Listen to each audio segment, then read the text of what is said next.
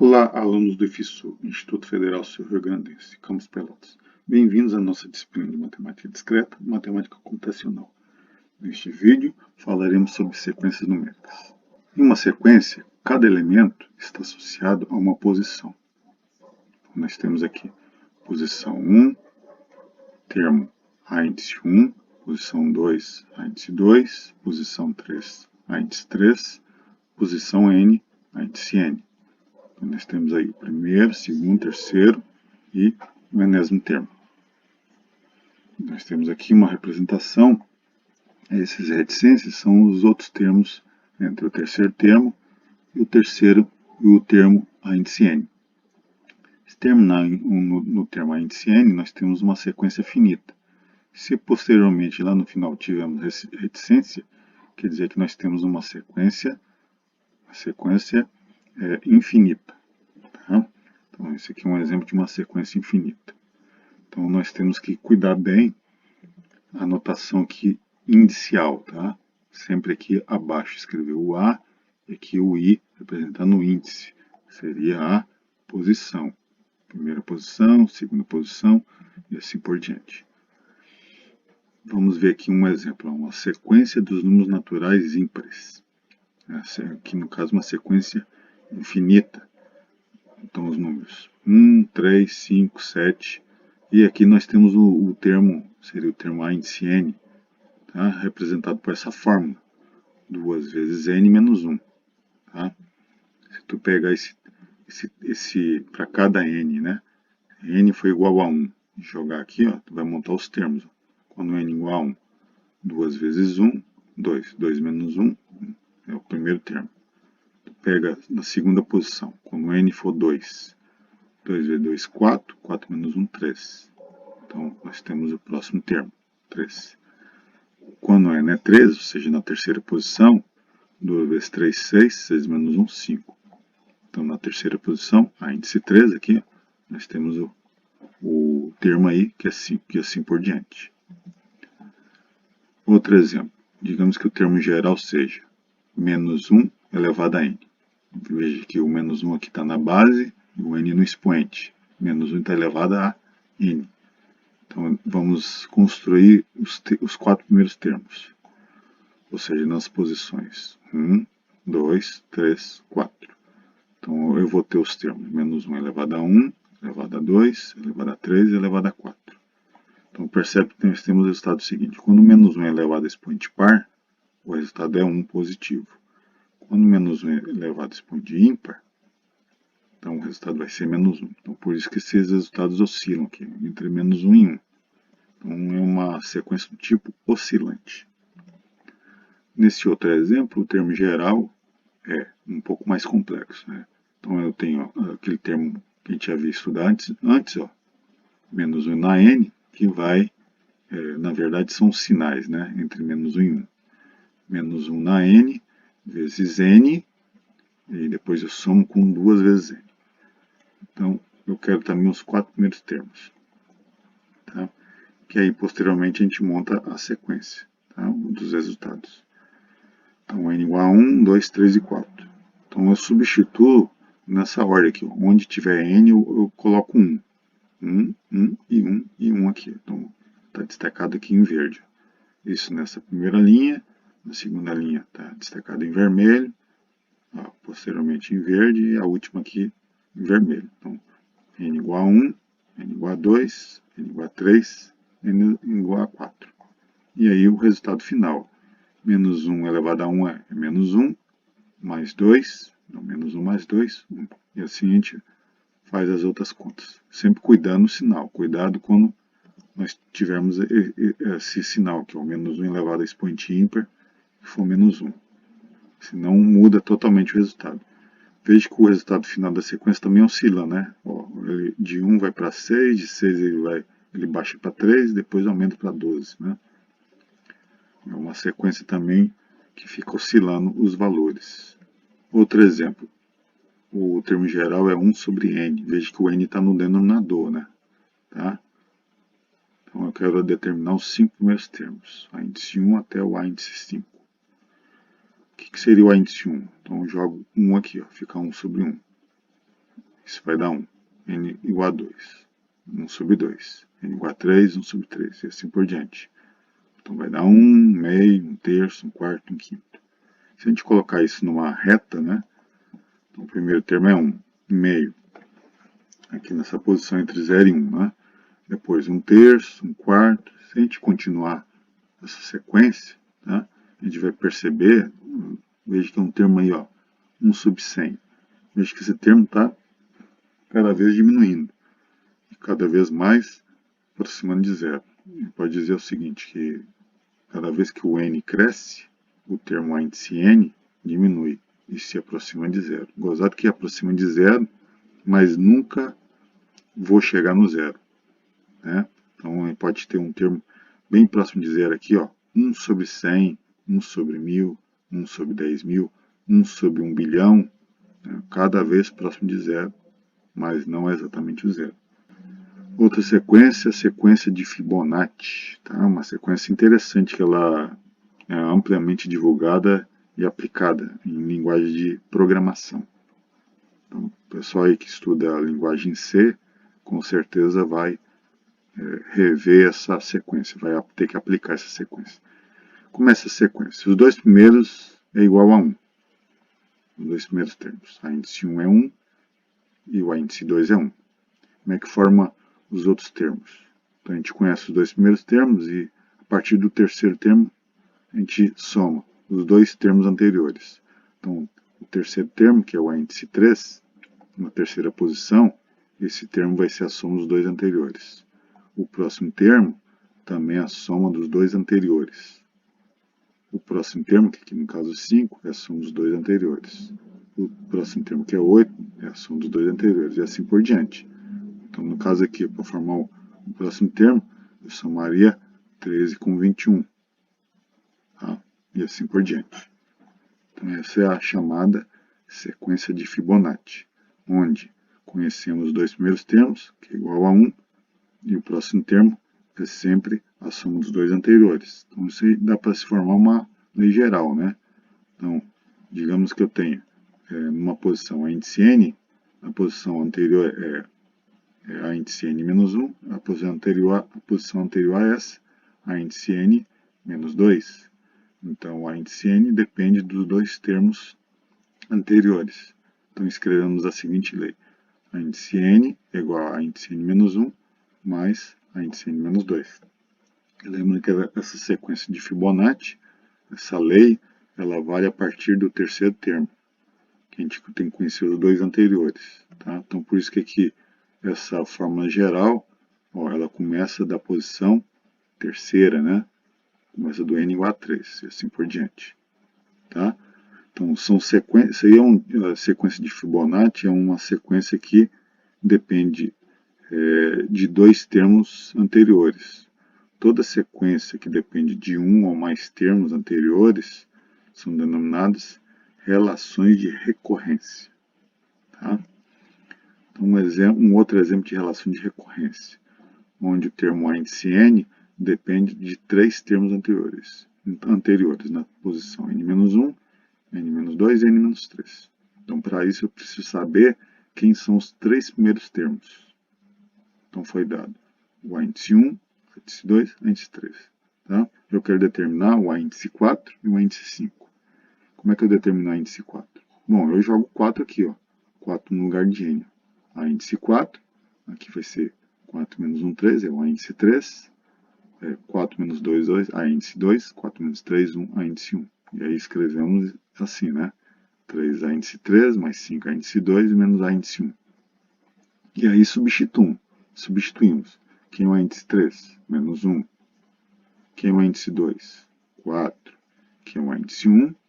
2. Cuidado com o sinal, hein? Tem esse sinal menos aqui, ó. Tá? E aí fazemos a conta. 3 vezes menos 1, mais 5 vezes 4, menos 2. Então, fazendo essa conta, vai dar, o quarto termo vai ser 15. Tá? Para montarmos o índice 5, veja que a gente não pode errar esse termo, porque ele vai ser usado no termo seguinte. Tá?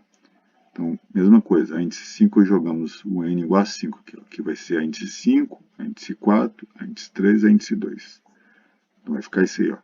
3 é índice 4, mais 5 é índice 3, menos A índice 2.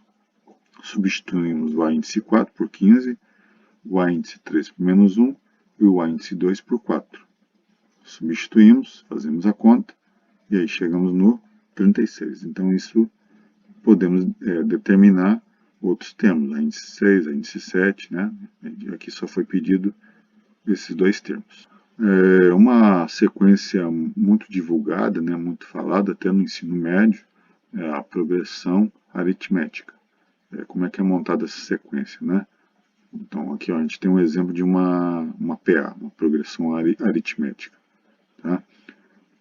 Cuja razão R é igual a 3. Então, o que é essa razão, né? Essa razão é o seguinte, você pega, se ela é uma PA, então você pega um termo e subtrai do anterior. 8 menos 5, veja que a diferença dá 3. 11 menos 8, 14 menos 11, 17 menos 4. Veja que essa diferença permanece sempre a mesma, né? Então, isso se chama razão. A gente chama ela de R. No caso, a razão vale 3. Tá? Então, numa progressão aritmética, a partir do segundo termo, a diferença entre o termo e seu antecessor é sempre constante. Nesse outro caso aqui, nós não temos uma progressão aritmética, porque essa diferença não permanece igual, né? Se eu pego 2, se eu pego 4 menos 2 dá 2, né? Do 2 até o 8 permanece igual, ó, mas se eu pego a distância entre menos 1 e 2, já é 3, né? Porque 2 menos 1 dá 3, tá? Então isso aqui não é uma PA, não permanece a razão sempre constante, essa diferença, tá? Aqui nós temos uma outra sequência, que é uma sequência que ela decresce os valores, ó, 10, 6, 2, menos 6, menos 10. Então veja que a distância entre um valor e outro, a diferença, é sempre menos 4. Tá? Ó, 6 menos 10 dá menos 4. 2 menos 6 dá menos 4. E assim por diante. Tá? Então isso é uma progressão aritmética. Então aqui, ó, nesse primeiro caso aqui, nós temos uma progressão aritmética crescente, os valores crescem. E aqui na última, uma PA decrescente. Então, na PA decrescente, a razão é negativa. A razão é menor que zero. Na progressão aritmética crescente, a razão R é maior que zero. Caso a razão da PA seja igual a zero, nós temos então uma sequência que fica constante. Ó. E podemos utilizar uma fórmula, tá? Se a gente conhece o primeiro termo e a razão R dessa PA, então é possível encontrar os outros termos. Então, o termo A índice N, ele vai depender do primeiro termo, tá? E a gente faz essa soma aqui com o produto de R com N menos 1. Então, por exemplo, 5, 8, 11, 14, 17 é uma PA, onde a razão vale 3, tá? A diferença entre 8 e 5 é 3, a diferença de 11 e 8 é 3. A gente quer determinar o termo na posição 101. Tá? Então, N é igual a 101. Então, substituo o N aqui por 101, substituo aqui o N por 101. 101 menos 1 dá 100. E aqui vai ficar o primeiro termo, A índice 1, que é 5. Substituo aqui o termo A índice 1. E aí, faço 100 vezes a razão, que é 300, mais 5. Então, vai dar 305. Esse é o termo na posição 101. Tá? Frisando, que quando a gente usa o índice, usa ele lá embaixo, vai colocar aqui na frente, não vai dar muita confusão. Caso não seja conhecido, caso você não conheça o primeiro termo, existe uma outra fórmula semelhante à anterior. Só que na anterior aqui o termo é A índice 1, esse aqui é A índice P. Tá? N é uma posição, uma certa posição, e P é uma outra posição. Tá? Sempre considerando que a posição P é menor do que a posição N. Então nós temos essa forma geral. Então, por exemplo, digamos que a gente tem o sexto termo é 20 e a razão é 3. Eu quero determinar o termo na posição 101. Então, N é 101 e a outra posição 6, que é P, P igual a 6. Então substituo 101, que é N, e substituo P por 6. Então, A índice 101 é igual a índice 6 mais 101 menos 6 vezes a razão, neste caso 3. Então, 3 vezes essa diferença aqui, que vai dar 95, 95 vezes 3, eu faço essa conta aí, vai dar 285, e somo com o sexto termo, que é 20.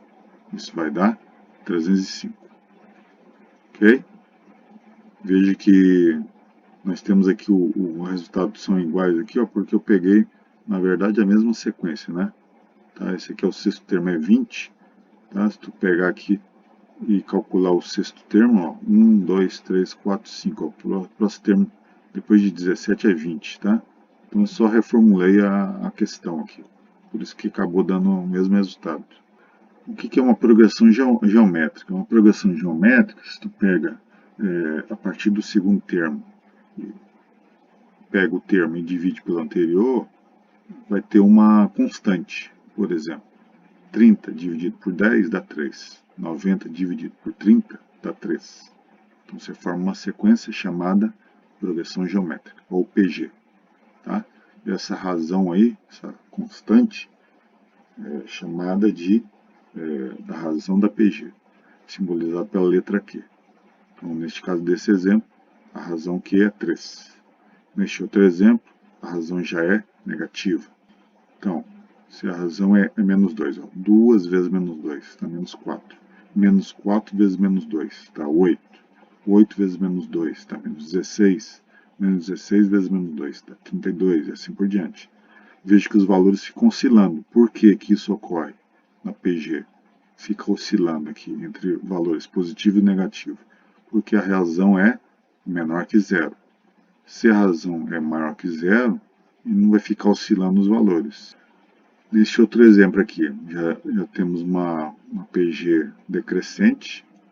Essa razão também é positiva, ó, e aí ela ficou, nesse caso aqui, ficou diminuindo os valores. Ó. A razão ela é positiva, mas ela é menor do que 1. Então, produzi aqui uma PG decrescente. 27, 9, 3, 1, 1 terço, 9, e assim por diante. Então, se eu pego 27 vezes 1 terço, dá 9. Ou seja, 27 dividido por 3 dá 9. Ou 9 vezes 1 terço dá 3. Ou 9 dividido por 3 dá 13, assim por diante. Então, multiplicar por 1 terço é mesmo que dividir por 3. Tá? E é isso que tu produz essa PG. Uma fórmula geral, né, para você determinar um termo, sabendo o primeiro termo e a razão, é esta aqui, ó. A índice n é igual a índice 1 vezes a razão elevado a n menos 1. Então, n menos 1 é o expoente. Então, por exemplo, nesse exemplo aqui, ó, eu quero saber o termo a índice 21, na posição 21. Então, 21 é n. Substituo 21 por n. 21 aqui, a índice 21, e aqui o expoente fica 21 menos 1, 20.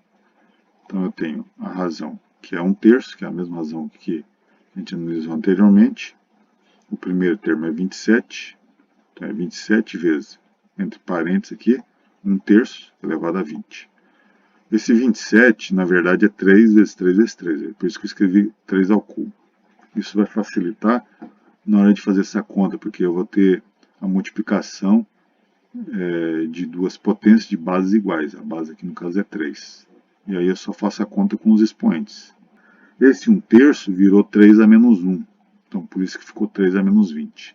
E aí eu faço essa conta, menos 20 mais 3, que dá menos 17. Ou seja, 1 sobre 3 elevado a 17. Aí eu faço essa conta, 3 elevado a 17 dá 129.140.163. Claro que se eu fizer essa divisão aqui, vai dar um número bem pequeno, né? Mas eu estou representando o resultado aqui na forma fracionária. Nessa outra PG aqui, ó, nós temos o primeiro termo é 1 sobre 16, 1 sobre 8, 1 sobre 4, tá? Nesse caso aqui a razão é 2, tá? Eu pego aqui, ó, 1 sobre 16, multiplico por 2, dá 1 oitavo. 1 oitavo Se eu multiplico por 2, dá 1/4. E assim por diante. O último termo aqui é 131.072. O que ele pergunta? Ele pergunta quantos termos tem essa sequência aqui. Tá? Então a gente vai usar a mesma fórmula anterior. A índice n é o primeiro termo, q vezes elevado a n menos 1. O que eu vou determinar aqui? A única coisa que eu não conheço é o n. N é justamente o número de termos aqui. Tá? O índice n vai representar o último termo. O primeiro termo é 1/16, a razão é 2. Então, o único que eu desconheço é o n aqui. Esse 16 eu vou multiplicar aqui cruzado ó, por 131.072. Isso eu vou igualar com a potência aqui, 2 elevado a n menos 1. Faz esse produto aqui, vai dar esse resultado. E aí eu vou pegar esse resultado e escrever como na base 2. Então é possível fazer isso aqui na base 2. É só você pegar a calculadora e ver. Tu vai observar que, se fizer a conta, 2 elevado a 21, ó, como é que eu vou descobrir isso? Com a calculadora tu pode ir fazendo as multiplicações das potências, né, na base 2. Aí tu vai perceber, ó, vai chegar perto do 20 ali, vai dar menor que isso, vai chegar 2 elevado a 21, vai chegar nesse resultado. Tá? Então vai perceber que o 21 aqui, ó, vai substituir esse valor por 2 elevado a 21. Ou seja, as bases são iguais, que é 2, o expoente é 21, então 21 é igual com n menos 1. Então eu vou ter como resultado 22 termos. E assim encerramos a nossa aula. O próximo vídeo será sobre estruturas de dados.